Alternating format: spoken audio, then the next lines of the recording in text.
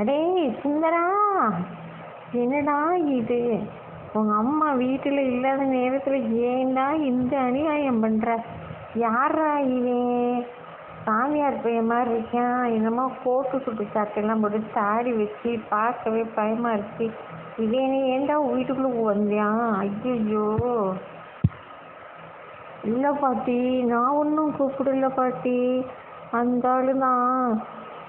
இந்த வீட்டுக்குள்ளே என்னமோ இருக்குது, சத்தம் கேட்குது.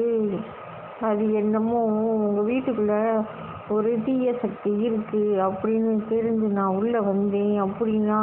ஐயோ, நான் ஒன்றும் கூப்பிடலையே பாட்டி. பாட்டி இன்னும் நீ சும்மா இருக்க மாட்டேங்கிற. என்னையே சொல்கிற ஒன்று ஒரு ஊட்டம் உதஞ்சிரு. எனக்கு பயமாக இருக்கு. ஐயோ, எனக்கு பயமாக இருக்கு. நான் எங்கேயாவது ஓட்டிடுவேன். யாரோ தெரியல வீட்டுக்குள்ள வந்துட்டாங்க. ஐயோ,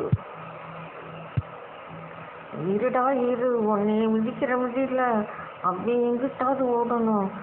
நாயே, பேயே, வேண்டா அவன் வீட்டுக்குள்ள வந்தனே. இருடா இரு, நான் நல்லா கட்ட கம்பி கெட்டுட்டு வரேன். வந்தேன்னு வச்சுக்கோ, ஒரே அடி. அப்பனா ஒரு அடி. ஐயோ, இங்க வீர வாரேன். கட்ட கம்ப போய் எடுத்துட்டு வாரேன். வந்து போகிற ஊரில் அப்படியே ஓடியே போயிடும். அப்பே ஓடியே போயிடும். ஆமாம், வராது மேலே என்ன. ஐயோ, இல்லை பாட்டி, பின்னால் ஒரு ஒரு ஒரு பேய் வந்துக்கிட்டே இருக்கு பாட்டி. அப்பப்போ என்னைய தொந்தரவு பண்ணிட்டு என்னமோ சொல்லுது பாட்டி. அவன் பார் பாட்டி, அந்த பேய் அங்கே நிற்கிது, அவனை பார்த்துக்கிட்டேன். அதனால தான் அவன் உள்ளே வந்துருக்கான் பாட்டி.